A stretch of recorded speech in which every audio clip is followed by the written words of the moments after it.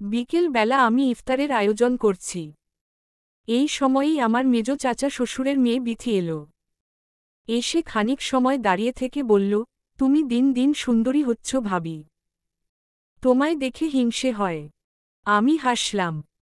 বললাম, নিজের চেহারা আয়নায় দেখেছিস কখনো? তোকে নিয়ে তো পাড়ার সব ছেলেদের কাড়াকাড়ি। বিথি বলল, ধুর, কি সব যে বলো তুমি। এরপর আর কথা হয়নি। বিথি রান্নাঘর থেকে বেরিয়ে গেল। এর আধ ঘণ্টা পর সে আবার এলো। এসে বলল, ভাইয়া কোথায়? আমি বললাম, কোন ভাইয়া? বিথি বিরক্তি নিয়ে বলল, তোমার জামাই ভাইয়া। আমি হাসলাম। বললাম, অফিসে। ইফতারের আগে আগে আসবে। বিথি বলল, ও আচ্ছা। যাই আমি। আমি বললাম, ইফতার করে যা বিথি। কাকা গল্প করি। বিথি বলল, না ভাবি। ইয়াই বলে চলে গেল। এরপর সামনের 2-3 দিন এলো না। আমি 2-3 বার ডাকলাম, তবুও এলো না। ভাবলাম রাগ করল কি না কে জানে। সে এলো চতুর্থ দিন। তার হাতে একটা ফাইল। ফাইলের ভেতর কাগজ।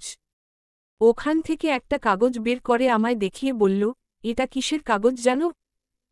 আমি বললাম, কিসের? বিথি বলল, বিয়ের। আমি বললাম, কার বিয়ের? বিথি বলল, আমার। আমার বিয়ের। আমি অবাক হলাম। ভীষণ রকম অবাক হলাম। বললাম, রোজার দিনে এসব ফাজলামো রাখো তো। তোর বিয়ে আর আমরা কেউ জানি না।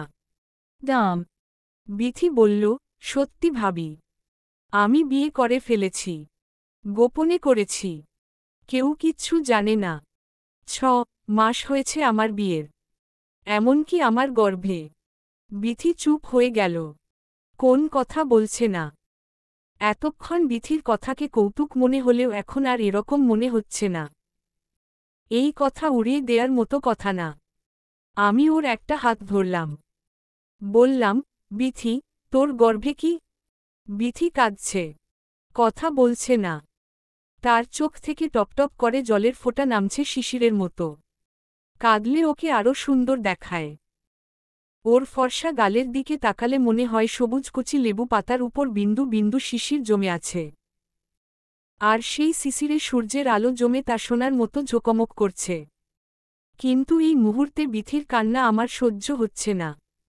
কেন সহ্য হচ্ছে না বুঝতে পারছি না। বিথি কান্না থামিয়ে চোখ মুছতে মুছতে বলল, আমি কনসিভ করেছি ভাবি। 2 মাস হয়েছে। শুনে শরীর আমার থরথর করে কাঁপতে শুরু করল। এসব কি বলছে বিথি? কেউ কিচ্ছু জানে না। সে গোপনে কবে কাকে বিয়ে করল। আবার বলছে 2 মাস হয়েছে কনসিভ করেছে।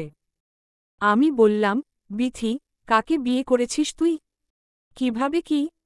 বিথি কাগজটা আমার হাতে দিল। বলল, তুমি দেখো। নিজের চোখে দেখো। আমি কিছু বলতে পারবো না তোমায়।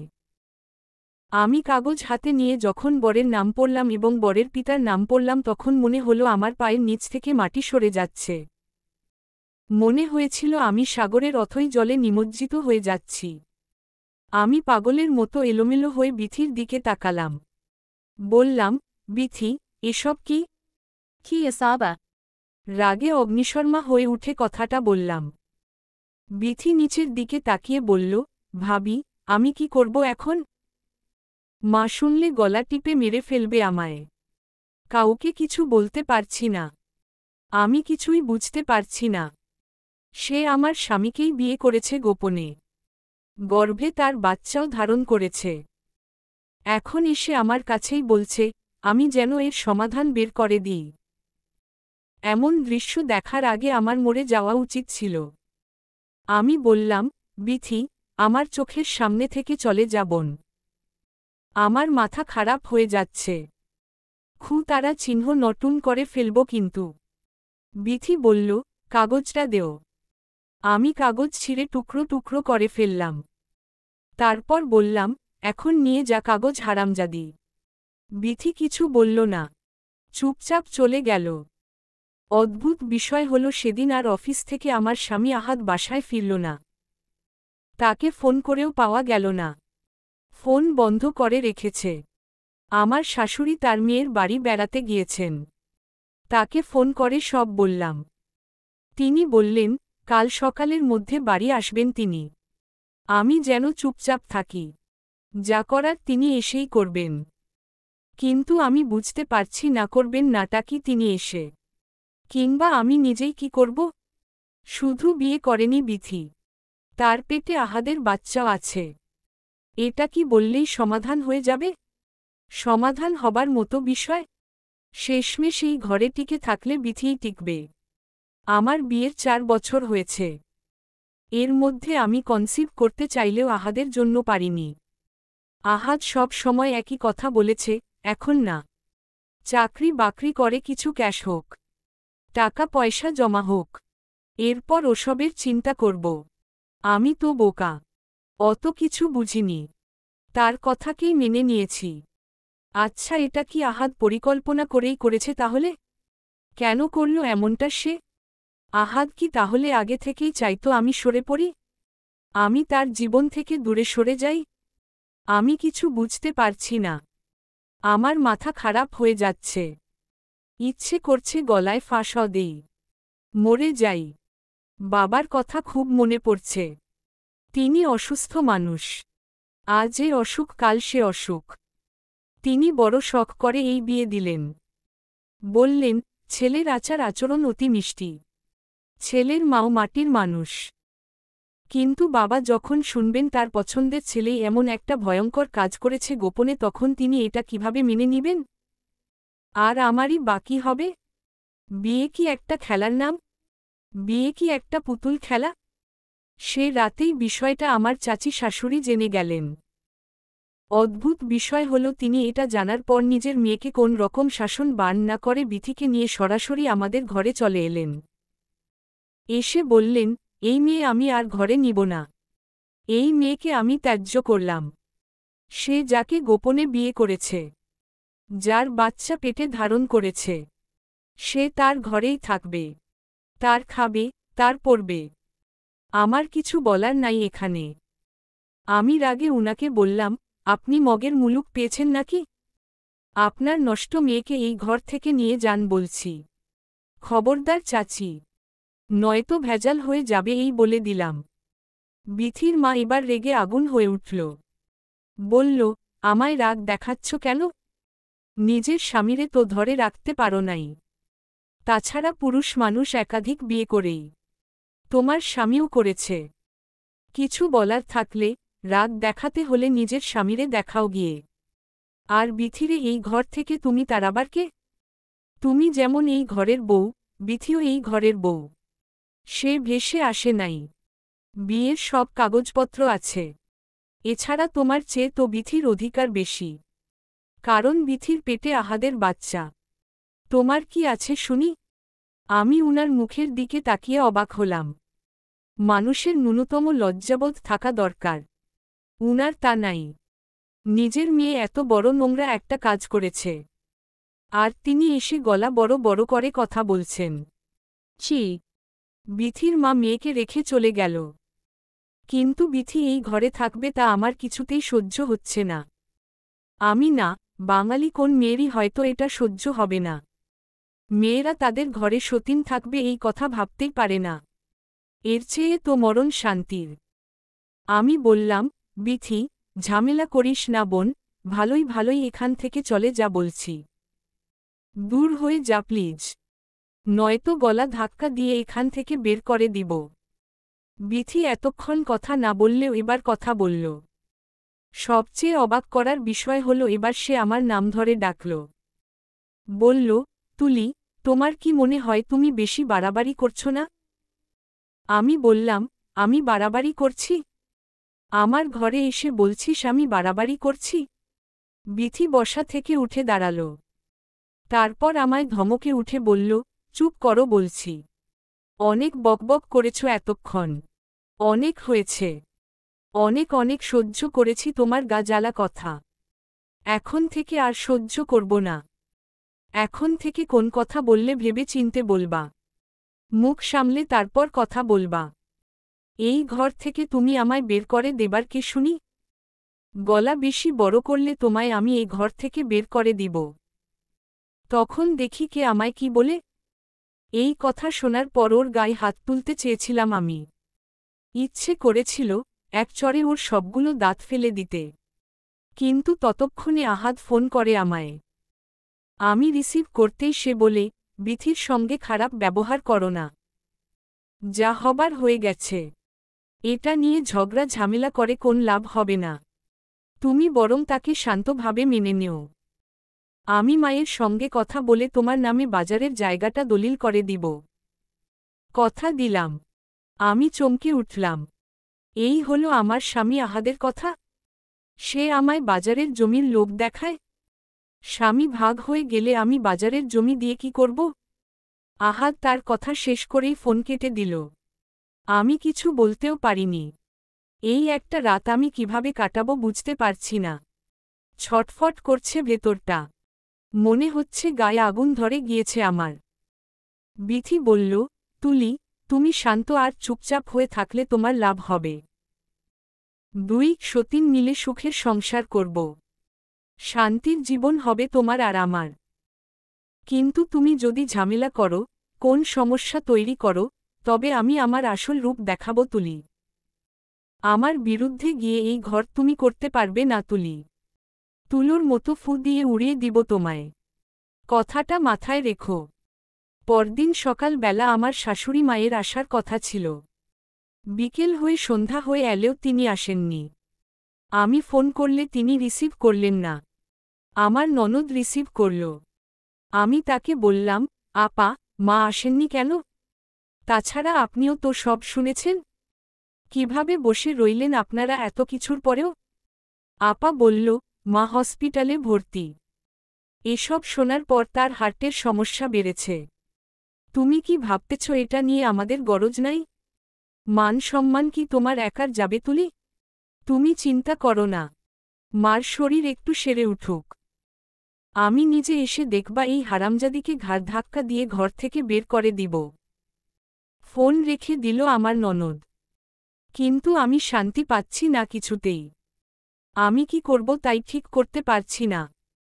আমার ভাবতেই অবাক লাগছে, এই এত দিন কার সঙ্গে আমি সংসার করলাম। আসরের পর ইফতারের জন্য কিছু করতে রান্নাঘরে গিয়ে দেখি বিথি ওখানে। চুলোয় কড়াই বসিয়ে পেঁয়াজু করছে। আমায় দেখে সে বলল, তোমার কিছু করতে হবে না। আমিই সব করছি। আমি আহত এবং একই সাথে বিক্ষিপ্ত চোখে ওর দিকে তাকালাম। বললাম, তোরে কে বলেছে এসব করতে? সবকিছুতেই কেন নাক গলাচ্ছিস তুই? বিথি বলল, এই প্রশ্নটা আমারও তুলি। তুমিও কেন আমার সবকিছুতেই নাক গলাচ্ছ শুনি? আমার এত রাগ লাগল। রাগী গলায় ওকে বললাম, তুই আমার সঙ্গে তোর তুলনা দিস হারামজাদি। তোর সাহস এত বড় হয় কি করে? বিথি তাকে বলা কথাটা আমায় ফিরিয়ে দিল। বলল, তুমিও তো একটা বিরাট হারামজাদি। তোমার এত বড় সাহস হয় কি করে আমাকে তুচ্ছ তাচ্ছিল্য করে কথা বলবার? এর মধ্যে ওর মা এলো। বড় গামলায় করে ইফতারের নানান কিছু দিয়ে গেল এসে। আর মেয়েকে বলে গেল, দুজন মিলে খেয়ে নিস তোরা।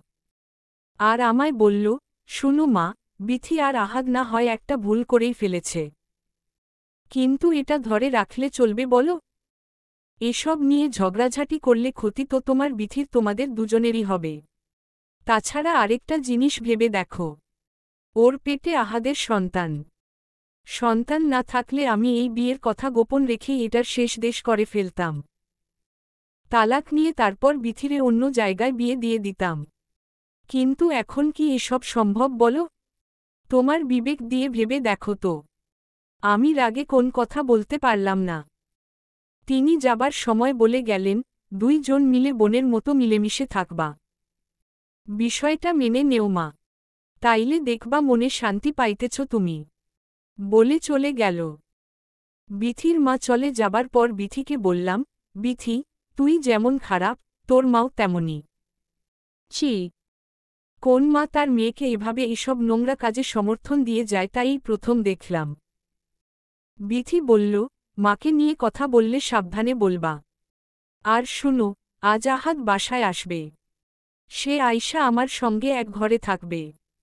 তখন দেখি তোমার এই রাগ কই যায়। Hoo-ha. বলে সে আহাদকে সঙ্গে সঙ্গে ফোন করল।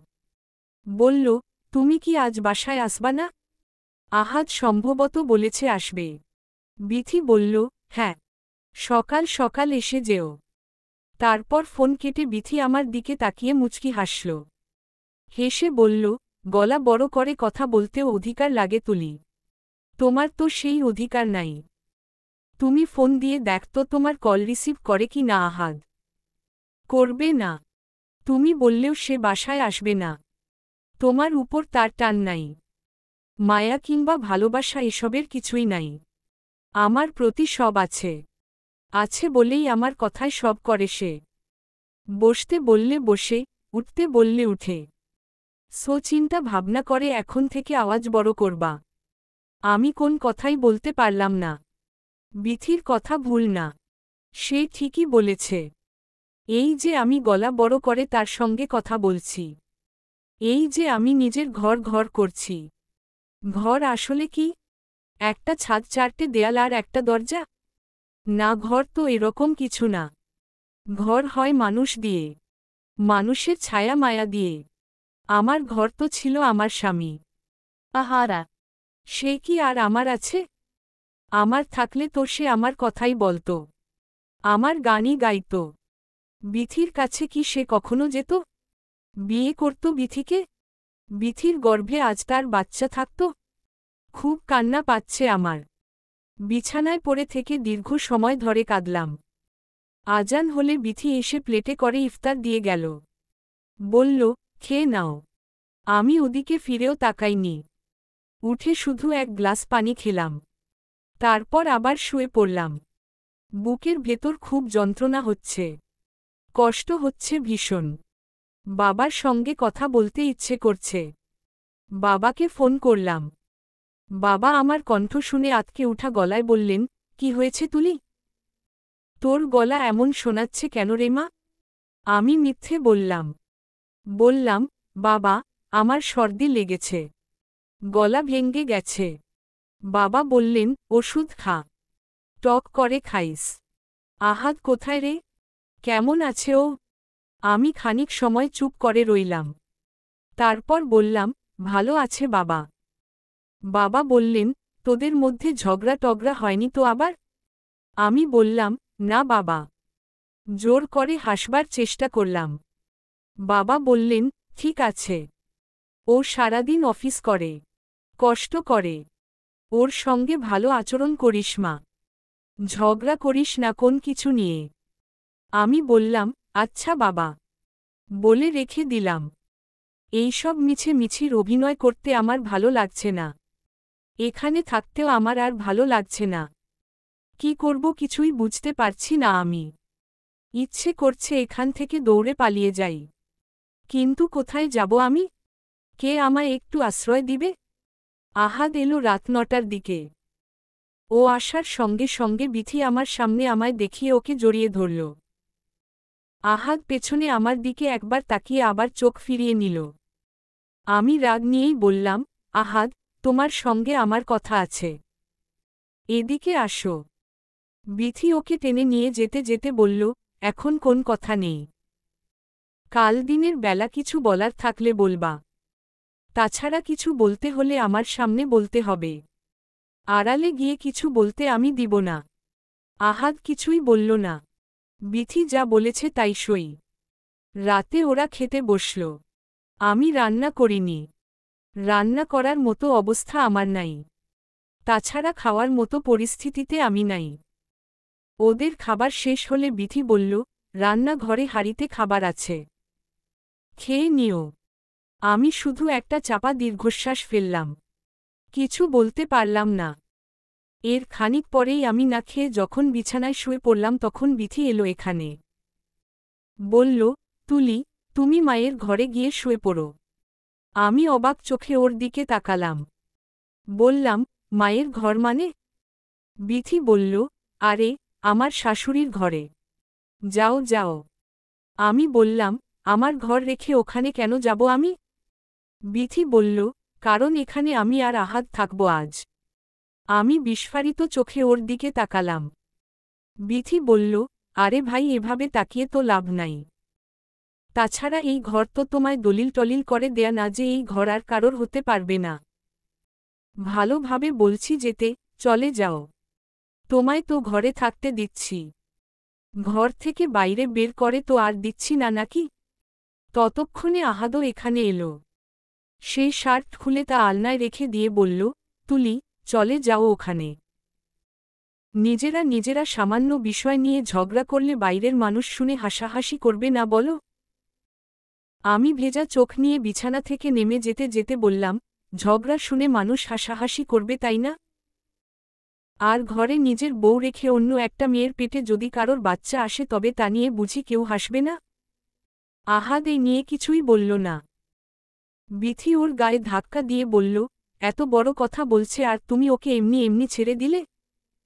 কিছু করলে না ওকে? তুমি পুরুষ নামের কলঙ্ক। ছি। আহাদ এরপর আমায় সাবধান করে দিল। বলল, আমি যদি আরেকবার এরকম কথা বলি তবে আমার গায়ে হাত তুলবে সে। আমি শুধু চমকে যাওয়া চোখে তখন তার মুখের দিকে তাকালাম। এই প্রথম আহাদ বলল, সে আমার গায়ে হাত তুলবে। আহাদরা একসময় এভাবেই অন্য নারীর ছোঁয়ায় বদলে যায়। সকালবেলা বিথি তখনও ঘুমোচ্ছে। ওকে ঘুমে রেখেই চুপি চুপি আহাদ আমার কাছে এলো। এসে বলল, তুলি, তুমি তাকদিরে বিশ্বাস করো তো তাই না? আমি খানিক অবাকই হলাম। হঠাৎ আমার কাছে এসে এমন কথা বলা কেন? তারপর কিছুটা আন্দাজ করতে পেরে বললাম, যারা সৃষ্টিকর্তাকে বিশ্বাস করে তারা সবাই তাকদিরে বিশ্বাস করে। আমিও করি। কিন্তু তুমি কি বলবে এখন তা আমি জানি। আহাদ বলল, কি বলবো? আমি বললাম, তুমি বলবে, এই যে তুমি বিথিকে বিয়ে করেছ এটাও তাকদির। আর তাকদিরে যা লিখা আছে তা তো হবেই। সব আল্লাহর ইচ্ছা। তোমার কোন দোষ নাই। আমি যেন সব মেনে নিই। সতীন নিয়ে সুখে শান্তিতে সংসার করি। Title. আহাদ ফিসফিস করে বলল, তুলি, আস্তে। বিথি শুনে ফেললে ঝামেলা হবে। আহাদের এমন আচরণ আমায় বিক্ষিপ্ত করে তুলল। আমি তার দিকে ঘেন্নার চোখে তাকিয়ে বললাম, বিথিকে তুমি ভয় পাও? আমি এখন চিৎকার করে বলবো, এটা বিয়ে হয়নি।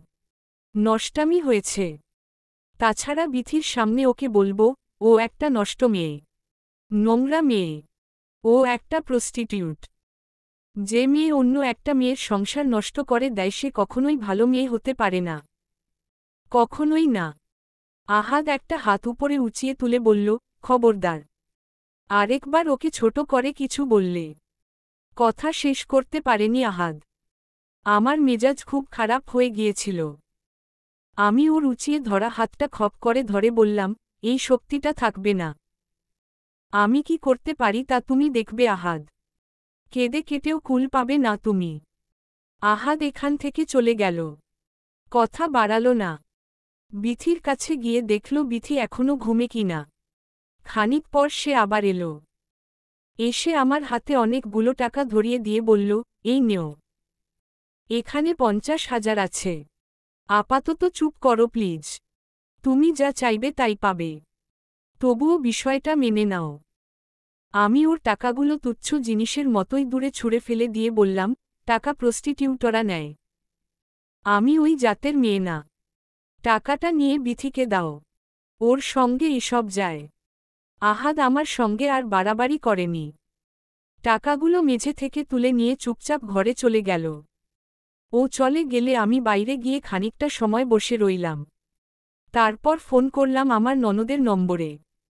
ননদ ফোন রিসিভ করে বলল, তুলি, ওদিকের কি অবস্থা বলো? আহাদ কি বাসায় ফিরেছে? আমাদের কারোর ফোনই সে রিসিভ করে না। আর বিথি হারামজাদিটা কই? ওরে দেও একটু কথা বলি। আমি বললাম, বিথির সঙ্গে কথা বলার প্রয়োজন নাই। আপনি আপনার ভাইয়ের সঙ্গে কথা বলুন। সে বাসায় এসেছে। আমি তাকে ডেকে দিচ্ছি। আমি আহাদকে ডাকলাম। ডেকে বললাম, আপা তার সঙ্গে কথা বলবে। সে আমার ডাকের কোন সাড়া দিল না। বিথিকেও ডাকলাম। কোন কথাই বলল দুজনের কেউই। এরপর আপা বলল, কথা না বলে কতক্ষণ থাকবে? আর 2টা দিন ধৈর্য ধরো। মার শরীরটা একটু সেরে উঠুক। তখন এদের দুইটারই কত ধানে কত চালতা দেখিয়ে ছাড়ব। ফোন রেখে দিল আপা। আমি আসলে কিছুই বুঝতে পারছি না। উনারাও কি আমায় নিয়ে খেলছেন? হতেই তো পারে। আহাদ তার নিজের ভাই। বিথিও তার নিজের চাচাতো বোন। নিজেদের রক্ত। আর আমার শাশুড়িও কি নিজের ছেলের চেয়ে আমায় বেশি গুরুত্ব দিবেন? আমার কেন জানি মনে হচ্ছে উনারা সবাই বিথির সঙ্গে আহাদের এই বিয়েটা মেনেই নিয়েছেন।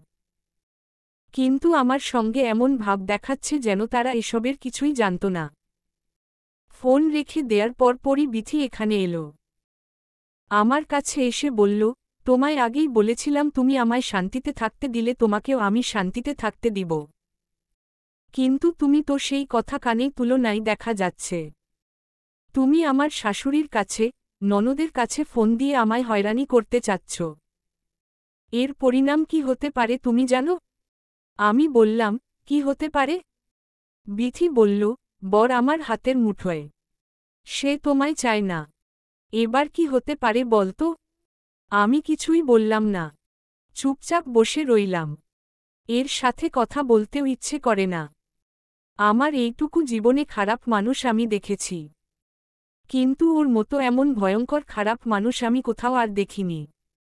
আমি কিছু না বললেও বিথি বলল, শুনো, এসব করে কোন লাভ নাই। সংসার তোমার সঙ্গে তোমার শাশুড়ি কিংবা ননদ করবে না। করবে আহাদ। যেহেতু আহাদের সংসার করবা তাইলে ওদের ফোন দিয়ে ঝামেলা বাড়িয়ে লাভ কি? আর যদি ঝামেলা তুমি চাও তাইলে আমিও একটু ঝামেলা করি। আহাদরে বলি তোমারে ডিভোর্স দিয়ে দিক। নাকি বলো? আমি আর সহ্য করতে পারলাম না। আহাদকে ডাকলাম। গলার আওয়াজ বড় করেই ডাকলাম। আহাদ এসে রাগের গলায় আমায় বলল, তোর গলাটা খুব বড় হয়ে গেছে তাই না? মানুষরে শোনাস তোর গলা? আমার মান সম্মান নষ্ট করতে চাইতেছস তুই? সে আমায় তুই তুকারি করলে আমি কেন করতে পারব না? আমিও বললাম, তোর আবার মান সম্মান? মান সম্মান আছে তোর? কুত্তার মতো রাস্তা ঘাটে যার তার সাথে শুয়ে পড়ে বাচ্চা জন্ম দিস আবার বড় বড় কথা। বলে মেঝেতে একদলা থুথু ছিটিয়ে ফেললাম। আহাদ সঙ্গে সঙ্গে রাগে আমার গালে একটা চতারা চিহ্ন বসিয়ে দিল। আর বলল, যা। তুই আমার ঘর থেকে বেরিয়ে যা। তোর সাথে আমার আর কোন লেনা দেনা নাই। কোন সম্পর্ক নাই। আহাদ আমায় ঘাড় ধাক্কা দিয়ে বের করে দিচ্ছে। কিন্তু আল্লাহর কি কুদরত ঠিক তখনই বাবা এসে এখানে উপস্থিত। এটা যেন নাটকীয় এক ব্যাপার। কিন্তু বাস্তবতা কখনো কখনো নাটককেও হার মানায়। গতকাল বাবার সঙ্গে কথা বললাম। এই বিষয়ে তাকে কিছুই বললাম না। আর তিনি আমায় কিছুই না জানিয়ে হুট করে আজ এসে এখানে উপস্থিত। বাবা এসে রাগ দেখালেন না। ঠান্ডা গলায় বললেন, আহাদ, কি বললা তুমি? কার সাথে তোমার কোন লেনা দেনা নাই? আহাদ কোন কথা বলল না। তাড়াহুড়ো করে চুপচাপ ঘর থেকে বেরিয়ে গেল। বিথিও ও ঘরে চলে গেল। বাবাকে দেখেই আমার বুকে দলা পাকিয়ে থাকা সব কান্না গলা বেয়ে বেরিয়ে এলো। চোখ ফেটে বেরিয়ে এলো জমে থাকা সব বিষাদের জল।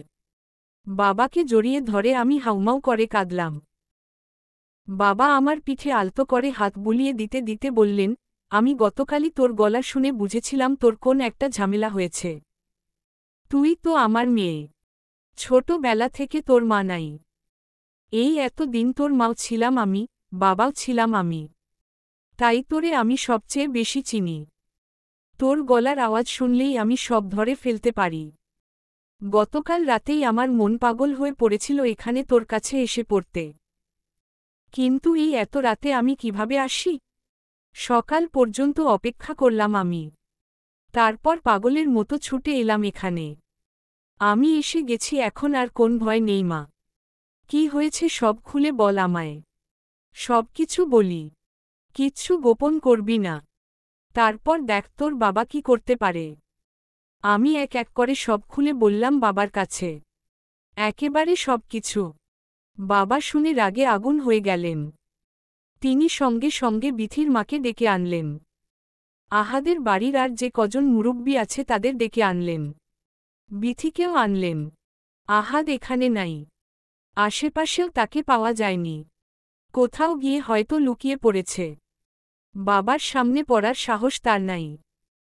বাবা সবার সামনে বিথিকে জিজ্ঞেস করলেন, তুমি আহাদকে বিয়ে করেছ? বিথি চুপ করে আছে। কথা বলে না। বাবা আবার জিজ্ঞেস করলেন।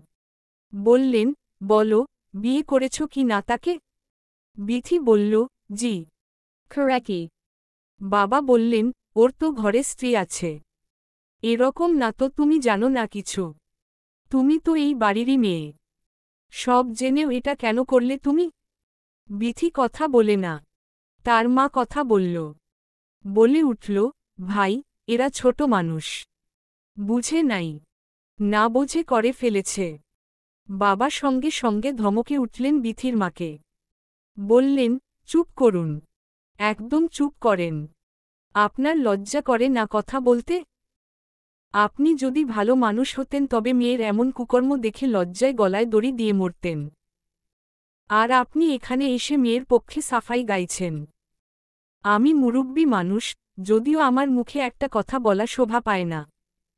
তবুও বলি, আপনার মেয়ে যদি অবুঝ হয় তবে তার গর্ভে সন্তান এলো কি করে? এমনি এমনি? বাবা সব মুরুব্বিদের দিকে তাকিয়ে তাদেরও জিজ্ঞেস করলেন।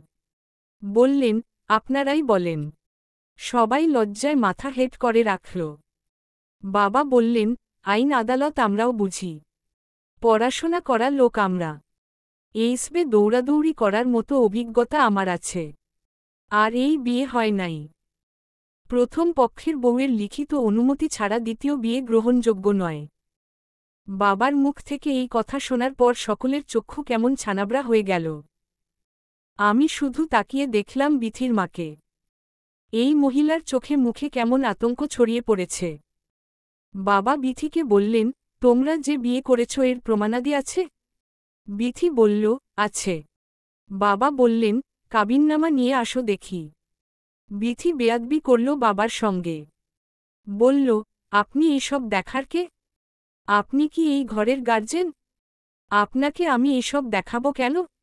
বাবার কিছু বলতে হলো না। এখানে বসে থাকা মুরব্বিদের একজন বললেন, চুপ হারামজাদি। Kuba. এত বড় অঘটন ঘটাইয়াও গলা বড় করে কথা বলস। সাহস কত বড়! বিথি চুপ হয়ে গেল। আরেকজন মুরব্বি বললেন, যা কাগজপত্র কি আছে সব নিয়ে আয় গিয়ে।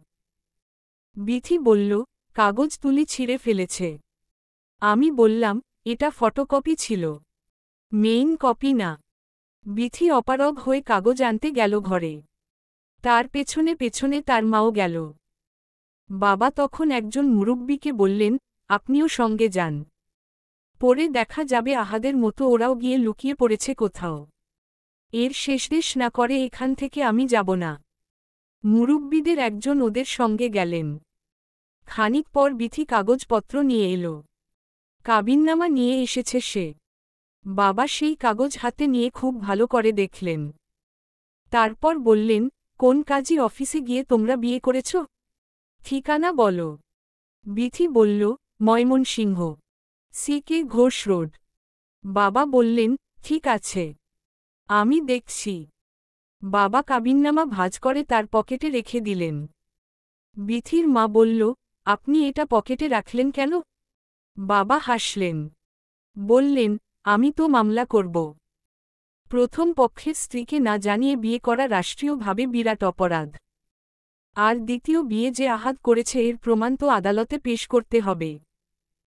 তাই প্রমাণটা আগে ভাগেই সংগ্রহ করে পকেটে রেখে দিলাম। বিথির মা রেগে গেল প্রচণ্ড।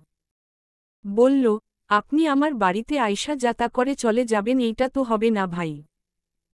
এই কাগজ নিয়ে এইখান থেকে আপনি যাইতে পারবেন না। এইখানে রক্তারক্তি হইব। বাবা আবারও হাসলেন। তারপর বললেন, রক্তারক্তি অনেক পরের বিষয়। আগে দেখুন আমি কি করি এটা নিয়ে। মুরব্বিদের কেউই কোন কথা বলছে না। বাবা একাই কথা বলছেন। তিনি বললেন, একটা সময় নারীর মর্যাদা ছিল না এই দেশে। নারীদের পড়াশোনার ব্যবস্থা ছিল না। নারীর উপর যেভাবে ইচ্ছে সেভাবেই নির্যাতন করত তাদের স্বামী আর শ্বশুরবাড়ির লোকেরা। ওইসব দিন এখন অতীত হয়ে গেছে। আমি আমার মেয়ের সঙ্গে করা এই অনাচারের শাস্তি আপনাদের ভোগ করাব। বিথির মা একেবারেই চুপসে গেল। কোন কথা বলছে না আর। বিথিও চুপচাপ। মুরুব্বিদের থেকে একজন বললেন, ভাই সাহেব, মামলা মোকদ্দমা করে কি হবে?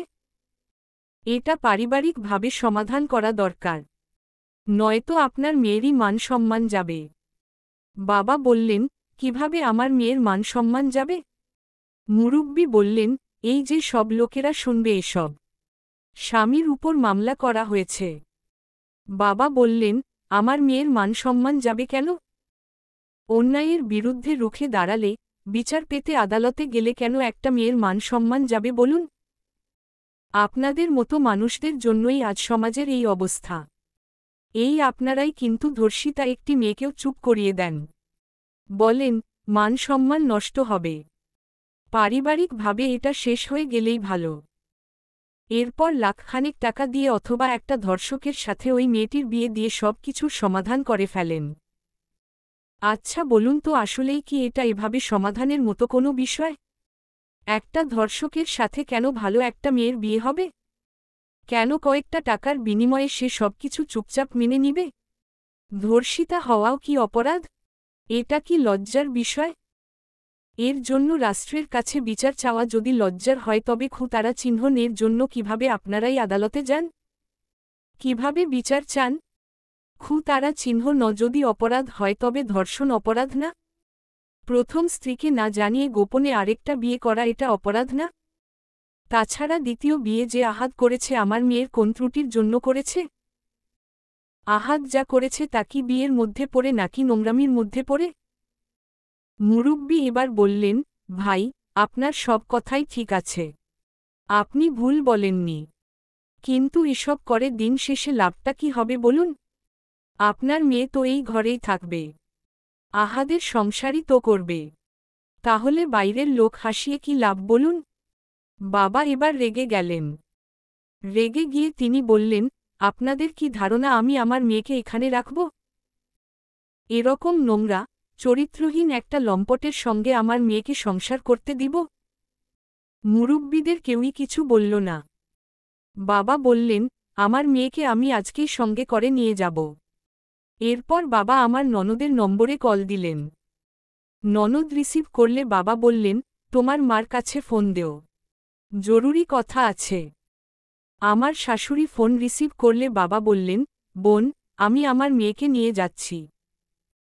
আপনার ছেলে যে অন্যায় আমার মেয়ের সঙ্গে করেছে এর শাস্তি আমি দিব না, আদালত দিবে। আমার শাশুড়ি এই কথা শুনে সঙ্গে সঙ্গে বললেন, আমি আজকের মধ্যে আসতেছি। আপনি থাকেন, এইটার সমাধান আমি করব। বিথি হারামজাদিরে ঘাড় ধরে ঘর থেকে বের করব আমি। বাবা বললেন, আমার মেয়ে বাজারের পচা জিনিস না বোন। আপনার ছেলের মতো এমন লম্পটের সঙ্গে আমার মেয়ে সংসার করবে না। আপনার ছেলের উপযুক্ত বউ বিথি, দুজনকে বেশ মানাবে। আপনি বাড়িতে এসে নতুন বউকে বরণ করে নিন দ্রুত। কারণ আপনার ছেলের হাতে একেবারে সময় কম। সে খুব দ্রুত জেলখানার মেহমান হবে।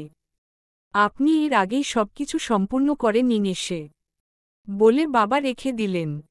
তারপর আমায় বললেন রেডি হয়ে নিতে। বাবা আমায় সঙ্গে করে নিয়ে চলে যাবেন। আমার শাশুড়ি এরপর অবশ্য অনেকবার কল করলেন। বাবা ফোন রিসিভ করলেন না। আমার ফোনেও ফোন করলেন, আমিও রিসিভ করিনি। এখানে থাকা মুরব্বিদের সবাই বাবাকে বোঝ দেওয়ার চেষ্টা করলেন। বাবা কারোর কথাই শুনলেন না। বাবা আমায় নিয়েই বাড়ি ফিরলেন। ফেরার আগে বিথিকে ডেকে বাবা শুধু এটুকুই বললেন, এই যে তুমি একটা মেয়ের সুন্দর সংসার নষ্ট করলা, এর শাস্তি তোমায় আল্লাহ দিবেন। আল্লাহ ছাড় দেন, ছেড়ে দেন না কখনোই। আর বিথির মাকে বাবা বললেন, ছেলে মেয়ে শুধু জন্ম দিলেই হয় না বোন। ছেলে মেয়েকে মানুষ করা শিখতে হয়। আর আপনাকে কি আর বলবো, আপনি নিজেই তো। বাবা কথা শেষ করলেন না। আমরা চলে এলাম বাড়িতে। কিন্তু বাড়িতে এলেই কি সব শেষ হয়ে যায়? বাবার মতো কি আর সবাই এসব বিষয় সহজে মেনে নিতে পারে?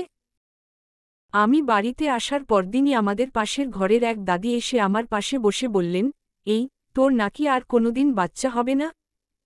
ডাক্তার নাকি বলছে? এই জন্যই নাকি তোর জামাই আরেকটা বিয়ে করছে? আমি তার কথার কোন উত্তর দিলাম না। দাদি এবার সুযোগ পেয়ে বলল, আজকালকার মেয়েদের ধৈর্য নাই। পুরুষ মানুষ চাইর বিয়ে করতে পারে। তোর জামাই আরেকটা বিয়ে করছে এতে দোষের কি? খাওয়াইলে পোড়াইলে তো সেই খাওয়াবে। তোরে ভরণ পোষণ ঠিক মতো করতে পারলে বিয়ে দুইটা করলে সমস্যা কি? তোর বাচ্চা হয় না, এরপরেও তো তোরে তালাক দেয় নাই। তালাক যেহেতু দেয় নাই তাইলে হাসিমুখে এই সংসার তোর করা উচিত আছিল। তোর বাপ একটা মাথামোটা লোক, বুঝে দুই লাইন বেশি। সে আজকে আছে, কাইল নাই। টুক করে যাইব মইরা। এরপর তোর কি উপায় হইব? তোরে দেখব কে, পালব কে? উনার কথা শুনে আমার এত রাগ লাগল। আমি রাগে অগ্নিশর্মা হয়ে উঠে উনাকে বললাম, আপনি এক্ষুনি আমার সামনে থেকে যান। আর আমাদের ঘরে আসবেন না। এখানে কথা লাগাতে আসছেন। শয়তান মহিলা কোথাকার। উনি মুখ কালো করে সঙ্গে সঙ্গে ঘর থেকে বেরিয়ে গেলেন। এরপর দিন সকাল বেলা কথা নাই বার্তা নাই হুট করে এসে আহাদের মা আর বোন আমাদের বাড়িতে উপস্থিত। বাবা তাদের খুব যত্ন করে খাওয়ালেন। তারপর বললেন, বোন, শুনেছিলাম আপনি ভীষণ অসুস্থ। কয়েকদিন লাগবে সুস্থ হতে। আল্লাহর কি রহমত, দেখি একদিনেই আপনি সুস্থ হয়ে পড়েছেন। আলহামদুলিল্লাহ। আহাদের মা বাবার এই টিটকারি বুঝতে পারলেও হজম করলেন। তারপর বাবাকে অনুরোধ করলেন, বললেন, আমি সবকিছুর সমাধান করব। তবুও আপনি মামলা মোকদ্দমায় যাইয়েন না ভাই। বাবা বললেন, কিভাবে সমাধান করবেন শুনি? বিথির কি হবে? ওর গর্ভে যে বাচ্চা ওটার কি হবে? মানলাম বিথি দোষ করেছে, মারাত্মক দোষ। কিন্তু অনাগত বাচ্চাটার কি দোষ? আহাদের মা আর বোন বাবার মন গলাতে না পেরে মনমরা হয়ে চলে গেল। ওরা চলে যাবার পর বাবা আমায় ডেকে বললেন, তুই ভয় পাইস না মা। চিন্তা করিস না। সত্যের পক্ষে আল্লাহ সব সময়ই থাকেন। আমরা মামলা করব। আহাদের উপযুক্ত শাস্তি সে পাবেই পাবে। আমি বাবার কথায় খুব ভরসা পেলাম। কিন্তু সমস্যাটা হলো সন্ধ্যার পর। আহাদ হুট করেই আমার নম্বরে কল দিতে শুরু করল। আমি রিসিভ করি না তবুও সে কল দিয়েই যাচ্ছে। শেষ পর্যন্ত অপারগ হয়ে কল রিসিভ করলে সে বলল, তুলি, পাগলামি করো না। যা হয়েছে তা তো হয়েই গেছে। বিথিকে আমি ডিভোর্স দিয়ে দিব। কথা দিলাম তোমায়। তুমি তোমার বাবাকে বোঝাও। আমার প্রচণ্ড রাগ পেয়ে গেল তখন। রাগ নিয়েই আমি বললাম, তোরে জেলের ভাত না খাইয়ে আমি শান্ত হব না। তাছাড়া তোর মতো নোংরা লোকের সাথে বিথির মতো মেয়েই যায়। তুই জেল খেটে এসে বিথির সঙ্গে ঘর সংসার করিস। আমায় আর কখনো ফোন দিয়ে বিরক্ত করিস না। এর মধ্যে আহাদ ওই ভয়ঙ্কর কথাটা বলল। সে বলল, তুলি, আমায় জেল খাটানো অত সহজ না। আমি তোমার স্বামী। স্বামীর কাছে স্ত্রীর গোপন অনেক কিছুই থাকে। স্ত্রীর অনেক গোপন ছবি, গোপন ভিডিও। আমি আগেই জানতাম তোমার বাপ এসব নিয়ে ঝামেলা করবে। থানা পুলিশ করবে। আচ্ছা, থানা পুলিশ করো গিয়ে, সমস্যা নাই। জেল যদি খাটতেই হয় তবে খাটব। পুরুষ মানুষের জেল খাটা দোষের না, গর্বের।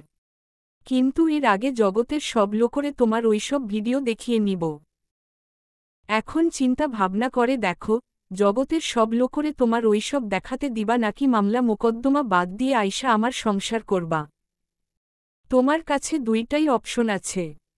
তোমারে আমি জোর করব না।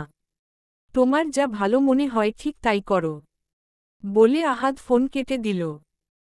আহাদের কথা শুনে আমার মাথায় যেন আকাশ ভেঙ্গে পড়ল। এসব কিভাবে একটা মানুষ করতে পারে? সে গোপনে দ্বিতীয় বিয়ে করেছে, কিন্তু আমি তার প্রথম স্ত্রী হিসেবে তা মেনে নিচ্ছি না। মেনে নিচ্ছি না বলেই আমি তার ঘর থেকে এসে পড়েছি। এই জন্য কি সে আমার সঙ্গে এমন করবে? তাছাড়া ভিডিও তো আর আজ করেনি সে, অনেক আগেই করেছে। এর মানে সে কোনোদিনই ভালো মানুষ ছিল না। আগে থেকেই খারাপ লোক সে। খারাপ লোক না হলে কি আর একটা মানুষ গোপনে তার স্ত্রীর ভিডিও ধারণ করে এবং সেই ভিডিও ছড়িয়ে দেওয়ার কথা বলে স্ত্রীকে হুমকি দেয়? আমি আমার ভাগ্যের কথা ভেবে হাসছি। মেয়েরা তাদের স্বামীদের নিয়ে কত আনন্দের দিন যাপন করে, আর আমার স্বামীর সংসার থেকে চলে এসেও শান্তিতে থাকতে পারছি না। হুমকি দিচ্ছে, তাও এমন কিছু দিয়ে যার সঙ্গে আমার মান সম্মান জড়িত, যা প্রকাশ হলে কাউকে মুখ দেখাতে পারব না। সারা জীবন এই সম্ভ্রমহানি বয়ে বেড়াতে হবে আমার। আমি কি করব কিছুই ঠিক করতে পারছি না।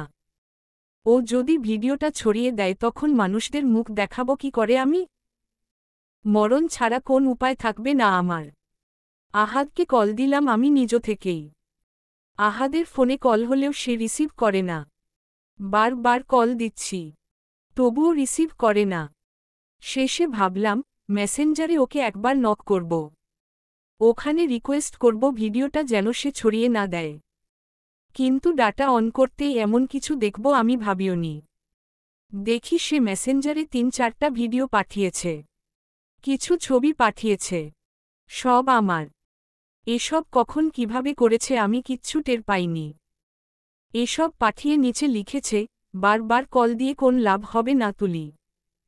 তুমি আরও ভাবো, অনেক ভাবো। ভেবে দেখো তুমি কি করবে আসলে। তুমি মামলা করতে চাইলে ওকে Faina. এক্ষুনি করো গিয়ে। তুমি গিয়ে মামলা করবে আর আমি এদিকে তোমার ভিডিও আপলোড দিয়ে দিব। মানুষ তোমার শরীর দেখবে। তুমি রাস্তায় বেরোলে তোমায় দেখিয়ে বলবে, এই যে এই মেয়ের ভিডিও। তোমার বাপ মানুষকে মুখ দেখাতে পারবে না। তাকে নিয়ে সবাই হাসাহাসি করবে। সবাই বলবে, এই যে এই লোকের মেয়ের ভিডিও। এবার দেখো কি করবে। মামলা করবে? যাও যাও, মামলা করো গিয়ে। এসব দেখে আমার সমস্ত শরীর থরথর করে কাঁপছে। এখন কি করব আমি? কি উপায় হবে আমার? এ তো মানুষ না। Pasu. ও যেহেতু বলেছে এসব আপলোড করে দিবে তাহলে করেই দিবে। ওকে দিয়ে কোন বিশ্বাস নাই। যে ভয় দেখাতে জানে সে কাজটা করেও দেখাতে পারে। আমি রিপ্লে দিলাম, বললাম, কি চাও তুমি? আর এত বড় সাহস তোমার কিভাবে হলো? আমায় না জানিয়ে এরকম ভিডিও তুমি কোন সাহসে করলে? আহাদ অনলাইনে ছিল না। সে রিপ্লে দিল 2 ঘন্টা পর। লিখল, অনুমতি নিলে তুমি এসব করতে দিতে? দিতে না। আর ভিডিও যদি না করতাম তবে এই ভয় কিভাবে দেখাতাম তোমায়?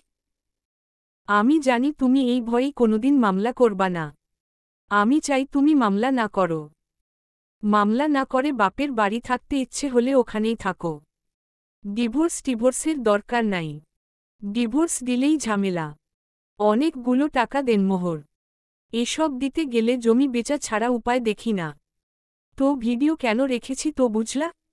আমার নিজের সেফটির জন্য। হা হা হা। আমি বললাম, মামলা করব না। প্লিজ তবুও তুমি এসব ভিডিও পাবলিশ করো না। পা ধরি তোমার। ডিলিট করে দাও এগুলো। তুমি তো এখনও আমার স্বামী। মানুষ যদি এসব দেখে তবে লজ্জা কি আমার একার হবে বলো? আহাদ বলল, এই তো বুঝেছ। ঠিক লাইনেও এসেছ এতক্ষণে।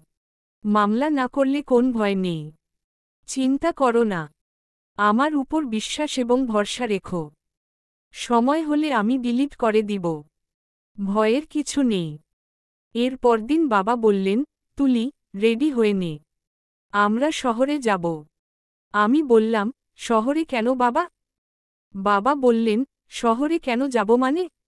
মামলা করতে যাব। এটা নিয়ে তো গড়িমসি করে সময় নষ্ট করা যাবে না। আমি চুপ করে দাঁড়িয়ে রইলাম। বাবা বললেন, কি রে কিছু বলবি? আমি কিছুই বলতে পারলাম না। হাউমাউ করে কেঁদে উঠলাম ওখানে দাঁড়িয়েই। বাবা বললেন, কি রে কি হয়েছে মা? কাঁদছিস কেন তুই? কেউ তোকে তারা চিহ্ন মুখী ধামকি দিয়েছে রে? বাবা কিভাবে যেন আমার সব সমস্যার বিষয়ে আন্দাজ করে ফেলেন। বাবারা কেন যে এমন হন কে জানে। আমি বললাম, বাবা আমি কিছু বলতে পারবো না।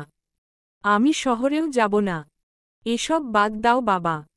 মামলা মোকদ্দমায় যেতে হবে না আমাদের। বাবা বড় অবাক হলেন। তিনি তখন আর কিছুই বললেন না।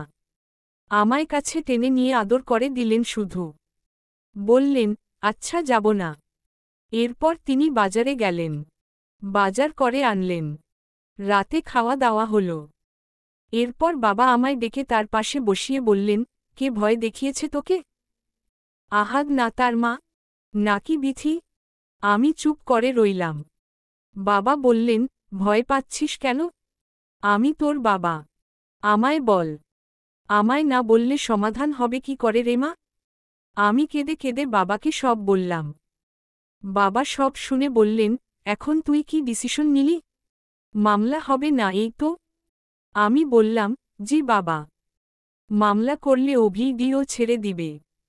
তখন আমার মরণ ছাড়া কোন উপায় থাকবে না। বাবা বললেন, ও আমার পাগলি মেয়ে। তুই না এই যুগের মেয়ে? এই আধুনিক সময়ের মেয়ে? তোর চিন্তা ভাবনা এরকম সেকেলে ধাঁচের হলে কিভাবে হবে বলমা? ভিডিও কে করেছে? তুই না সে? আমি বললাম, সে। বাবা বললেন, চুরি করে গোপনে করেছে তাই তো? আমি বললাম, জি। বাবা বললেন, এখানে কি তোর বিন্দুমাত্র দোষ আছে? আমি বললাম, জি না বাবা। আমি কিছুই জানতাম না। বাবা বললেন, তাহলে এই ভিডিও পাবলিশ করে দিলে তুই মরবি কেন? ভিডিও সম্পর্কে তুই কিছু জানতেই না। আবার পাবলিশ তুই করতেছিস না। এখানে তোর কোন হাত নাই।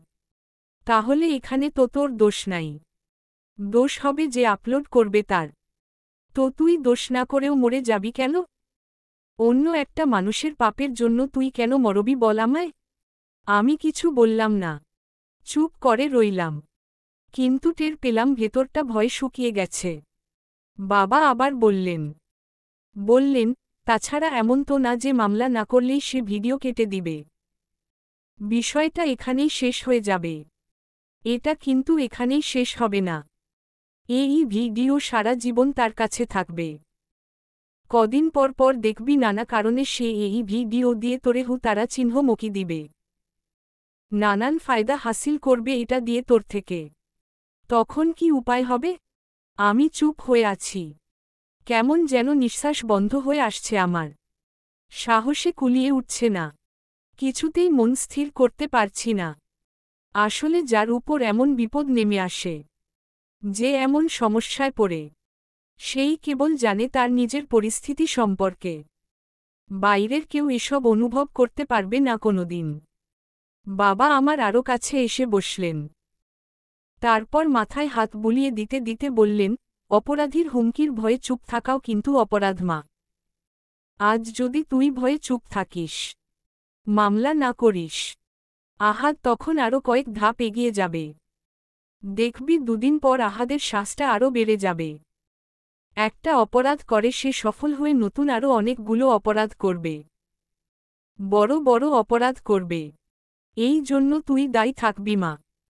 বিষাক্ত সাপ মাথা ভাসালে তার মাথা কেটে ফেলতে হয় সঙ্গে সঙ্গে। সাহস করে মাথা না কাটলে একসময় এই সাপ কিন্তু এলাকা শুদ্ধ সব লোককেই দংশন করে দেয়। আহাদ একটা কালসাপ। সে সমাজের একটা বিষাক্ত কীট। তাকে বাড়তে দেয়া যাবে না। যে সঠিক মানুষ সে শুধু নিজের নিরাপত্তার কথা ভাবে না। তাকে সবার নিরাপত্তার কথা ভাবতে হবে। সবার মঙ্গলের কথাই ভাবতে হবে। তোর সাহস করতে হবে মা। তাছাড়া এইসব তারা চিহ্নমুখী ধামকি যে দিয়েছে এর প্রমাণ দেখাতে পারলে এর জন্যও শক্ত মামলা হয়। ভয় দেখাচ্ছে দেখাক। যত ভয় দেখাবে তত শক্ত মামলা হবে। তত বেশি শাস্তি সে পাবে। আমি তখনও কিছু বললাম না। বাবা আমার এরকম চুপচাপ অবস্থা দেখে তিনি এটা নিয়ে বাড়াবাড়িও করলেন না।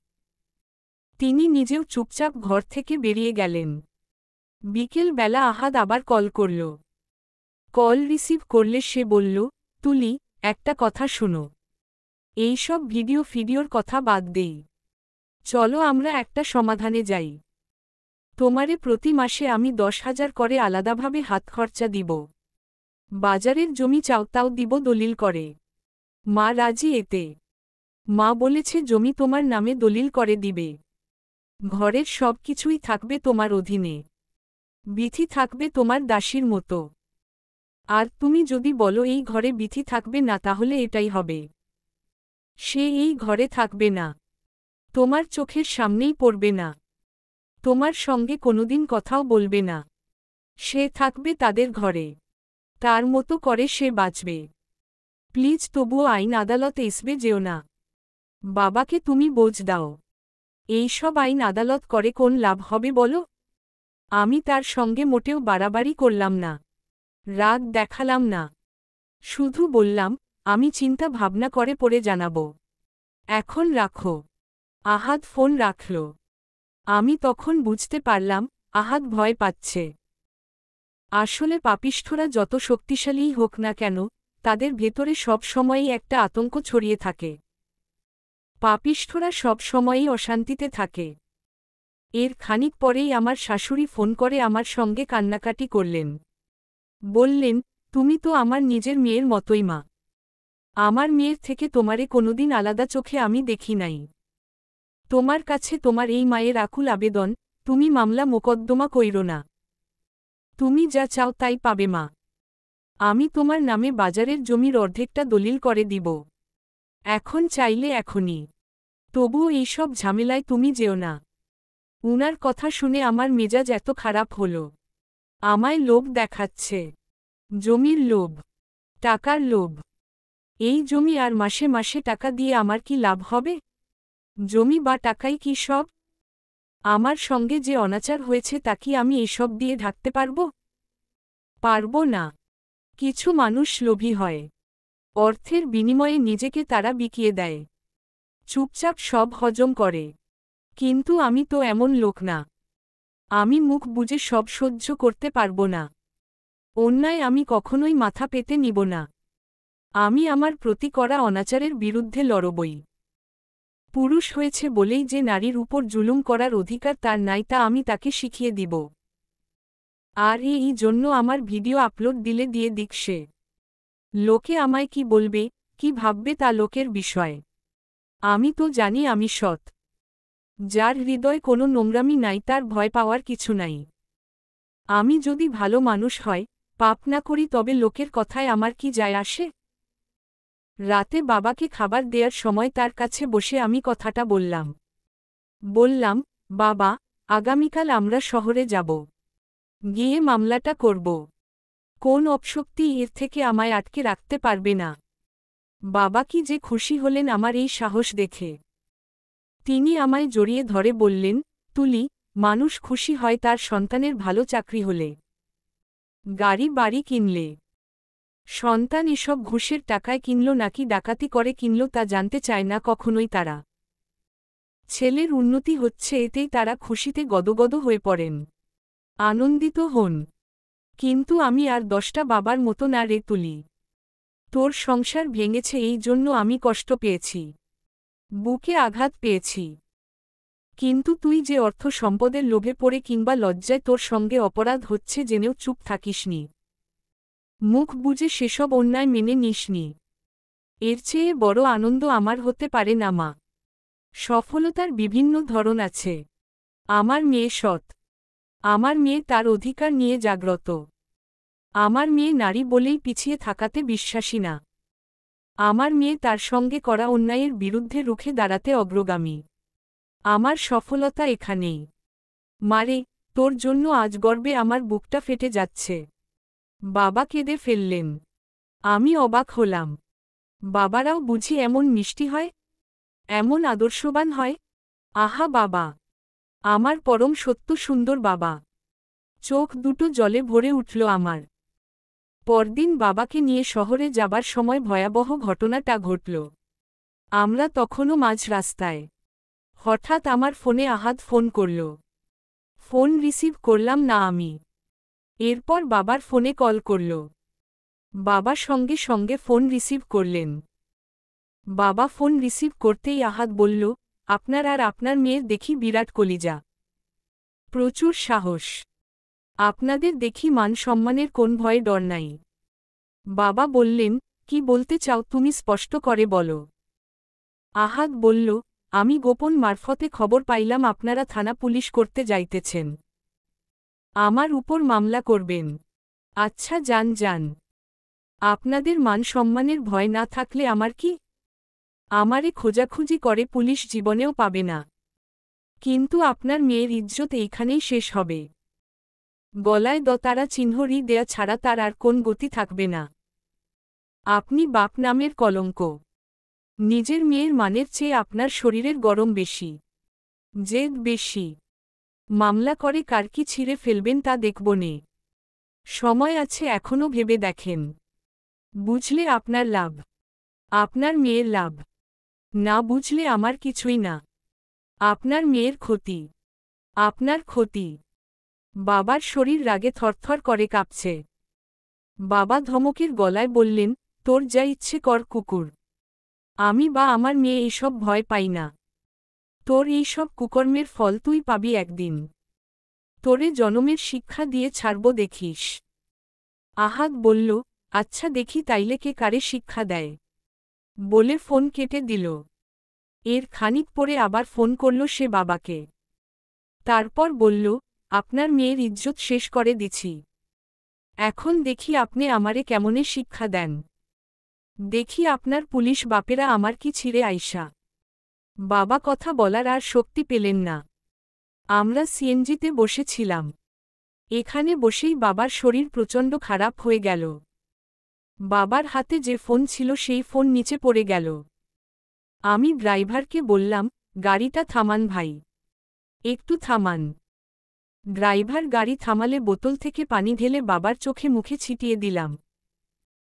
তারপর বাবা কিছুটা ধাতস্থ হলে আমি বাবাকে বললাম, ভিডিও ছড়িয়ে দিয়েছে তাই না বাবা? বাবা কেঁদে ফেললেন হাউমাউ করে। বললেন, শেষ করে দিছে সব মা। ও মানুষ না, ও একটা পশু। আমি বাবার হাতটা শক্ত করে ধরলাম। তারপর বললাম, বাবা, ভিডিওগুলো আমার ঠিক আছে কিন্তু এখানে তো আমার কোন হাত নাই। আমি কিছুই জানি না এসবের। সুতরাং আমার এ নিয়ে দুঃখ বা অনুশোচনার কিছুই নাই। লজ্জারও কিছু নাই। কে কি বলবে বা কে কি ভাববে তাতে আমার কিছুই যায় আসে না। তুমি চিন্তিত হইও না বাবা। তুমিই তো বলেছ, আহাদ যত বড় অপরাধ করবে তার শাস্তি তত বেশি হবে। আহাদ খারাপ মানুষ। আল্লাহ হয়তো তার বড় অপরাধের মাধ্যমে তাকে বড় একটা শাস্তি দিতে চেয়েছেন। তাই এটা হয়েছে। বাবা, সব খারাপের মধ্যেও ভালো থাকে। এটাতেও ভালো আছে নিশ্চয়। বাবা আমার কথা শুনে সাহস পেলেন। কিন্তু অদ্ভুত বিষয় হলো আমি কিভাবে হঠাৎ সাহসী হয়ে উঠলাম তাই বুঝতে পারছি না। মনে প্রচণ্ড জোর পাচ্ছি। লজ্জা ভয় এসব আমায় কিছুতেই আটকে রাখতে পারছে না। এসব নিয়ে ভাবছিই না। মনে ওরকম ভাবনা আসছেই না। এই আমি একসময় আমার মান সম্মান নিয়ে প্রচণ্ড ভয় থাকতাম। কিশোরী বেলায় আমার দূর সম্পর্কের এক চাচা আমার গায়ে হাত দিয়েছিল। খারাপ প্রস্তাব দিয়েছিল আমায়। তখন আমি ভয়ে এবং লজ্জায় কাউকে কিছু বলিনি। ভেবেছি বললে আমার মান সম্মান যাবে। চুপচাপ সব সহ্য করেছি। ভয়ে দিন কাটিয়েছি। উনার থেকে লুকিয়ে লুকিয়ে থেকেছি। কিন্তু এখন মনে হচ্ছে তখন ভুল করেছিলাম। নিজের আত্মসম্মান সবচেয়ে বড়। কেউ আমার সঙ্গে অপরাধ করলে এর জবাব আমাকে সঙ্গে সঙ্গেই দিতে হবে। আমার নিজের শক্তিমত্তা তাকে দেখিয়ে দিতে হবে। নারী যে অবলা নয়, নারীর সঙ্গে যে যা ইচ্ছে তাই করা যাবে না, নারীও যে আগুন হতে পারে, পুড়িয়ে ছাই করে দিতে পারে তা নারী বুঝিয়ে দিতে পারে সঙ্গে সঙ্গে প্রতিবাদ করেই। নারী প্রতিবাদ করতে শুরু করলে আর কোনোদিন পুরুষেরা তাদের উপর কোন রকম অত্যাচার করতে পারবে না। ভয়ে ঢোকে যাবে এদের মনে। সাহস হবে না আর অন্যায় ভাবে নারীর সঙ্গে কিছু করার। এই শ্বাসটা আগে আমার মনে ছিল না। এখন হয়েছে। সাহস থাকলে লজ্জা ভয় কিছুই আর আটকে রাখতে পারে না। এই যে এখন আমায় কোন ভয় কিংবা লজ্জা আটকে রাখতে পারছে না। আমি পুলিশের কাছে যাচ্ছি। পুলিশ নিজেও হয়তো ভিডিও দেখবে। আমার দিকে তাকাবে। মনে মনে হয়তো অনেক কিছুই ভাববে। সে ভাবুক গিয়ে। আমার এতে কিছুই যায় আসে না। কারণ ভিডিও আমি প্রকাশ করিনি। আমি ক্রিমিনাল নয়, আমি ভিকটিম। ভিকটিম হওয়া তো অপরাধ নয়। বাবা আমায় নিয়ে সরাসরি থানায় না গিয়ে একজন এসপির সঙ্গে দেখা করলেন। এএসপির নাম ইমতিয়াজ মাহমুদ। বাবা বললেন, ও আমার বন্ধুর ছেলে। ওর বাবা আর আমি একই সাথে আনন্দমোহন কলেজে পড়াশোনা করেছি। ইমতিয়াজ ভাইয়া বাবাকে দেখে ভীষণ খুশি হলেন।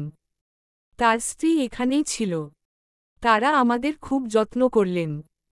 এরপর বাবা কথাটা তুলতে চাইলেন। কিন্তু বাবাকে কিছু বলার সুযোগ না দিয়ে আমি বললাম, আমি বলতে চাই সব। আমার নিজের মুখে সব বলবো আমি। ইমতিয়াজ ভাইয়া ভীষণ খুশি হলেন। তিনি মিষ্টি করে হেসে বললেন, গ্রেট। সাহসী মেয়ে। বলো তুলি। আমি শুনছি। আমি এক এক করে সব খুলে বললাম। আহাদের গোপনে বিয়ে করা, লোভ দেখানো, জমি দেয়ার কথা বলে, এরপর ভিডিও এবং ছবি ধারণ করা, ব্লাতারা চিহ্ন কমেইল করা, এরপর আজ একটু আগেই ভিডিওগুলো আপলোড করে সামাজিক যোগাযোগ মাধ্যমে ছড়িয়ে দেয়া সবকিছুই বললাম। ইমতিয়াজ ভাইয়া আমার দিকে তাকালেন। তারপর বললেন, তোমাকে দেখে আমি অবাক হচ্ছি তুলি। সাধারণত আমাদের দেশের মেয়েরা এরকম সাহসী হয় না। তারা এসব নিতে পারে না, সহ্য করতে পারে না, লজ্জায় ভয়ে গুটিয়ে যায়, কাউকে কিছুই বলে না, চুপচাপ তারা চিহ্ন ইসাইড করে বসে। কিন্তু তুমি কি চমৎকার মেয়ে তুলি। আমার সঙ্গে বিশ্ববিদ্যালয়ে অনেক মেয়েই পড়েছে। ওদের অনেকেই সাহসী ছিল। কিন্তু তোমার মতো অতটা আত্মসচেতন নয়। তাদের মধ্যে তোমার মতো এমন ডোন্ট কেয়ার ভাব, এমন সৎসাহসটা ছিল না। আমি কিছু বললাম না। কিন্তু আমার ভেতরে প্রবল এক প্রতিশোধ স্পৃহা কাজ করছে। এই যে লজ্জা ভয় ভুলে গিয়ে এভাবে এসব নিয়ে কথা বলছি তা হয়তো এই প্রতিশোধ স্পৃহা থেকেই। আমি চাইছি, আহাদ নামের শয়তানটার সবচেয়ে নির্মম শাস্তি হোক। আমি সেই শাস্তি নিজের চোখে দেখতে চাই। বাবা বললেন, ইমতিয়াজ, তোমার বাবা বেঁচে নেই। আমি তো তোমার বাবার মতোই। তুমি আমার মেয়েটার মান সম্মান বাঁচাও বাবা। ইমতিয়াজ ভাইয়া বাবার একটা হাত চেপে ধরলেন। তারপর বললেন, এসব কি বলছেন আপনি আঙ্কেল? তুলির মান সম্মান নষ্ট হয়নি। ওর সম্মান আমাকে বাঁচাতে হবে না। ওর সম্মান আরও বেড়েছে। ও যে সাহস করেছে, এরকম সাহস আর কটা মেয়ে করতে পারে বলুন? মেয়েরা যদি এভাবে সাহস করতে পারত, প্রতিবাদ করতে পারত, তবে দেশে নারী নির্যাতন, ধতারা চিহ্ন অর্ষণ এসব ঘটনা কমে শূন্যে নেমে আসত একেবারে। আর আমি একজন পুলিশের কর্মকর্তা। জনগণের টাকায় বেতন হয় আমার। আমি এই কর্তব্য থেকেই তুলির মামলার সব দায়িত্ব নিজের কাঁধে তুলে নিব। ক্রিমিনালকে ধরব। আমরা সেদিন ইমতিয়াজ মাহমুদ ভাইয়ার বাসাতেই থেকে গেলাম। তিনি থাকতে বললেন। মামলাটা সেদিনই হল। দুটো মামলা, গোপনে বিয়ে করা এবং আপত্তিকর ভিডিও অনলাইনে ছড়িয়ে দেওয়া সংক্রান্ত। সেদিন রাতের মধ্যেই আহাদ গ্রেপ্তার হল। সে তার খালার বাড়ি পালিয়ে গিয়েছিল। ওখান থেকেই তাকে ধরা হয়েছে। তাকে ধরার পর ইমতিয়াজ ভাইয়া নিজে ইচ্ছেমতো পিটিয়ে নিয়েছে তাকে। তারপর আদালতে সোপর্দ করেছে। খুব কম সময়ের মধ্যেই আদালত থেকে রায় হল। অনলাইনে আমার আপত্তিকর ভিডিও ছড়িয়ে দেয়ার দায়ে 14 বছরের সশ্রম কারাদণ্ড দেয়া হয় তাকে, এবং কিছু টাকাও জরিমানা করা হয়। এছাড়া আমায় না জানিয়ে, কোন রকম অনুমতি না নিয়ে দ্বিতীয় বিয়ে করার জন্য মুসলিম আইন অনুযায়ী আলাদাভাবে 1 বছরের সশ্রম কারাদণ্ড। এবং আমার মোহরানার যতটা টাকা ছিল তাও তাকে সঙ্গে সঙ্গে পরিশোধ করে দিতে হয়েছে। এবং এই সুযোগে আমি আমার ডিভোর্সও নিয়ে নিলাম। সবকিছু দিয়ে তার অবস্থা ফতুর। শুনেছি বাজারের জায়গাটাও বিক্রি করতে হয়েছে। তার মায়ের এখন কি হবে? কে দেখবে তার মাকে? আর বিথির কি হবে? আল্লাহ নিশ্চয় সবার যা যা প্রাপ্য তা তাদের ঠিকভাবেই বুঝিয়ে দিবেন। বাড়ি ফিরে আসার পর খুব শান্তি লাগছে। আহাদ সামাজিক যোগাযোগ মাধ্যমে যে ভিডিও আপলোড করেছিল তা খুব বেশি ছড়িয়ে যেতে পারেনি। ইমতিয়াজ ভাইয়া খুব দ্রুত চেষ্টা করে সব ডিলিট করালেন। এরপর বাবা আমায় বললেন, সত্যের যে বিনাশ নাই দেখলি রে মা। আমি মৃদু হেসে বললাম, আল্লাহ সত্যিই মহান বাবা। তার মতো আর কেউ নাই। তিনি ভালো মানুষদের কখনোই হতাশ করেন না। এর মাস তিনেক পরেই আরও আশ্চর্যজনক ঘটনাটি ঘটল। ইমতিয়াজ ভাইয়া হুট করেই একদিন বাবাকে ফোন করলেন। ফোন করে তিনি বললেন, তিনি এবং তার বড় ভাই আমাদের বাড়িতে বেড়াতে আসবেন। বাবা শুনে আনন্দে আত্মহারা হয়ে উঠলেন। বললেন, তোমরা এলে আমি ধন্য হব বাবা। তারা এলেন রাতে। এসে থাকলেন। পরদিন সকাল বেলা ইমতিয়াজ ভাইয়া বাবাকে বললেন, তার সঙ্গে যে তার বড় ভাই এসেছেন তার নাম আরিফ মাহমুদ। তিনি সরকারি হাইস্কুলের সহকারী শিক্ষক। তার ৩ বছরের একটা মেয়ে আছে। স্ত্রী মারা গিয়েছেন ১ বছর আগে। ক্যান্সার হয়েছিল। ইমতিয়াজ ভাই তার ভাইয়ের বৃত্তান্ত বলে তারপর বাবার কাছে একটা অনুরোধ করলেন। বললেন, আমি আসলে ভাইয়ার জন্য তুলিকে চাইতে এসেছি। আমি চাই আমাদের দুই পরিবারের সম্পর্কটা আরও গাঢ় হোক, আরও সুন্দর হোক। আপনার যদি কোন অমত না থাকে আর তুলির যদি অপছন্দ না হয় তবেই কেবল এটা হবে। আমি কখনোই জোর করব না আঙ্কেল। বাবা বললেন, তোমাদের পরিবার আমার চেনা। আরিফ খুব ভালো ছেলে। তার মধ্যে তোমার বাবার ছায়া আছে। সে তার গত হওয়া স্ত্রীকে বাঁচিয়ে তুলতে কত চেষ্টা করেছে তা আমি জানি। আমার এই বিয়েতে কোন অমত নাই বাবা। আমি জানি তুলির জন্য আরিফ উপযুক্ত ছেলে হবে। আমি তুলির সঙ্গে কথা বলবো। তুলি বুদ্ধিমতী মেয়ে। আমি আশা করি সে অমত করবে না। ইমতিয়াজ ভাইয়ারা চলে যাবার পর বাবা আমার সঙ্গে এই বিষয়ে কথা বললেন। আমি বললাম, তোমার পছন্দ হয়েছে বাবা? বাবা বললেন, হয়েছে। আহাদের অতীত আমি জানতাম না। ওকে শুধু দেখেই পছন্দ করেছিলাম। কিন্তু আরিফকে আমি শৈশব থেকেই চিনি। ও বড় ভালো ছেলেরে মা। ওর সম্পর্কে আমি সব জানি। আমি বললাম, আলহামদুলিল্লাহ। বাবা আমার এতে অমত নাই। আমি রাজি। যে ছেলে আমার সবকিছু জেনে আমায় বিয়ে করতে রাজি হয়েছে সে অবশ্যই বড় মনের মানুষ। তার মন নিশ্চয়ই কলুষিত না। আমি খুশি মনে এটা কবুল করলাম বাবা। এর ১৫ দিন পর আরিফের সঙ্গে আমার বিয়ে হয়ে গেল। বিয়ের পর বুঝতে পারলাম কি ভালো যে আরিফদের পরিবারের মানুষগুলো। আরিফের ৩ বছরের মেয়েটির নাম ভুবন। সে একেবারে ফুটফুটে সুন্দর। মিষ্টি মিষ্টি কথা বলে। কদিনেই ও আমার ন্যাওটা হয়ে গিয়েছে। মা ছাড়া আর কিছুই বুঝে না। সব সময় আমার কাছেই থাকবে। মা ছাড়া তার চলবে না। মজার বিষয় হলো বাইরের কেউ আমাদের মা মেয়েকে একসঙ্গে দেখলে বলে, মায়ের চেহারা পেয়েছে একেবারে অবিকল ফটোকপি। কি অদ্ভুত কাণ্ড! আল্লাহর কি অপার রহস্য! তার লীলা বোঝা বড়ই দায়। মানুষ সাধারণত বলে, সৎ মায়েরা সৎ সন্তানকে সহ্য করতে পারে না, দু চোখে দেখতে পারে না। আমি নিজেও দেখেছি এমন। কিন্তু আমার ক্ষেত্রে তো মোটেও এমন হয়নি। এই মেয়েকে তো কখনোই আমার পরের মেয়ে মনে হয় না। মেয়ে যখন আমায় মা বলে ডাকে, যখন আমায় জড়িয়ে ধরে তখন আমার কেবল মনে হয়, এ তো আমার নিজের মেয়ে। আমার ৭ রাজার ধন। এক জীবন পূর্ণ করে একে আমি পেয়েছি আমার নিজের করে। মেয়ে আর মেয়ের বাবাকে নিয়ে আমার জীবন খুব সুন্দর কাটছে। আমাদের ছোট্ট একটা ঘর। ছিমছাম, গোছানো। আমাদের ছোট্ট এই ঘর সংসার ভর্তি ভালোবাসা আর ভালোবাসা। আরিফের সঙ্গে আমার বিয়ের ২ বছর কিভাবে কেটে গেল তা টেরই পাইনি। আনন্দের সময়গুলো এরকমই দ্রুত কেটে যেতে থাকে। এর মধ্যে মেয়ে বড় হয়েছে। তার বয়স হয়েছে ৫। তাকে কেজিতে ভর্তি করিয়েছি। একদিন মেয়ের স্কুল ছুটির পর স্কুল থেকে তাকে রিকশা করে নিয়ে আসার সময় হুট করে চোখ গেল রাস্তার পাশে। একটা মহিলা দাঁড়িয়ে আছে। আমার পরিচিত। আরও কাছে গেলে চিনতে পারলাম, এটা আহাদের বোন। তাকে দেখে রিকশা থামিয়ে কাছে গেলাম। আমায় দেখে তিনি কেঁদে ফেললেন। বললেন, তার মা ঘরে পড়া। তার বাসাতেই থাকে। সারা বছর অসুখ থাকে। আমি উনার জন্য দুঃখ প্রকাশ করলাম। বললাম, আল্লাহ সুস্থ করে দিন। তারপর খুব আগ্রহ নিয়ে আমি তার কাছে বিথির বিষয়ে জানতে চাইলাম। আহাদের বোন তখন বলল, তুমি কি শুনোনি বিথি সম্পর্কে কিছু? আমি বললাম, জি না। আমি কিভাবে জানব? তিনি বললেন, আহাদ জেলে যাবার পর বিথি তার গর্ভ নষ্ট করার জন্য কি জানি ওষুধ খাইল।